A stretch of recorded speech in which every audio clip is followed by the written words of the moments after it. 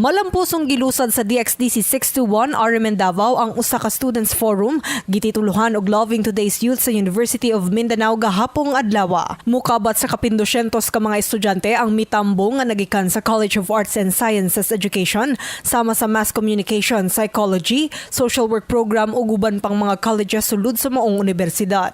Sa maong forum nahisgutan ang mga issue nga giatubang karon sa mga kabatan-unan sama sa daotang epekto sa paggamit og internet, negatibong epekto sa paggamit og iligal nga droga ug uban pa. Ang DXDC nakig-partner sa National Youth Commission kon NYC, Philippine Mental Health Association kon PMHA ug Philippine Drug Enforcement Agency kon PDEA 11 diin gitutukan usab sa mga ahensya ang mga nagunang concern sa mga kabatan-unan. Gawas niini aduna usay mga pahalipay nga gihatag ang DXDC alang sa mga estudyante nga mitambong sa maong forum. Tumong sa maong aktibidad nga hatagan og solusyon ang nagkadayang problema nga gikalimbigitan sa atong mga kabataan. Kasama mo sa balita, Radyoman Abi Bibera, Tatak RMN. Tatak RMN.